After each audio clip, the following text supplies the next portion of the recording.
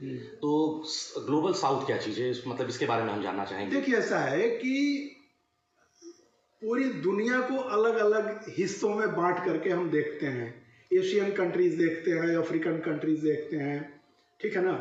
उसी तरह से जैसे अभी हमने कहा कि लड़ाई मिडिल ईस्ट में चल रही है, गल्फ कंट्री देखते हैं, ठीक।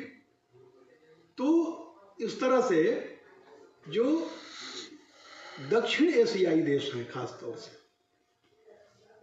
थोड़ा प्लस माइनस, वो इसमें भाग लें, क्योंकि हमारे गवर्नमेंट का भी फोकस ग्लोबल साउथ पर ज़्यादा है। ये गवर्नमेंट की संस्था है, तो जिसका फोकस यानी गवर्नमेंट का जो फोकस है उसके साथ मिल करके काम करने में ज़्यादा अच्छा रहेगा, ऐसा हमारा मानना है। और यहाँ पर खास तौर से इन देशों में इन चीज़ों की कहीं ज़्यादा ज़रूरत है, क्योंकि जो वेस्टर्न कंट्रीज हैं, हम ये मानते हैं कि उनके यहाँ तकनीकी विकास इन देशों की तुलना में ज़्यादा हुआ है, ठीक है ना। तो जहाँ पर विकास की ज़रूरत है, जहाँ विकास की संभावनाएं हैं, खास तौर से एकेडमिक फील्ड में, हम उन पर फोकस करते हैं।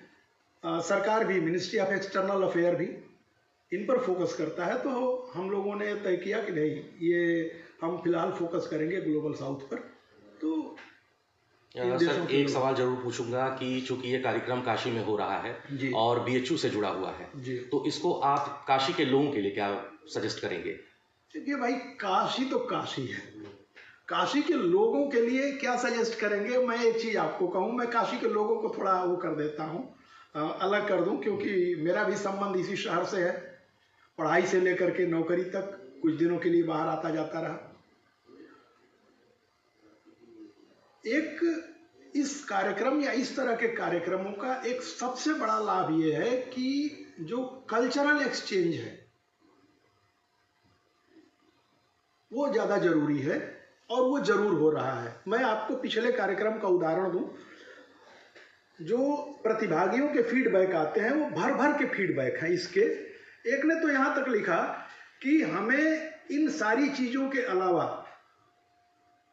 ह्यूमैनिटी, ठीक है ना, कार्डियल बिहेवियर, इमोशनल कनेक्ट, ये अगर सीखना है तो हमें यहाँ आना चाहिए।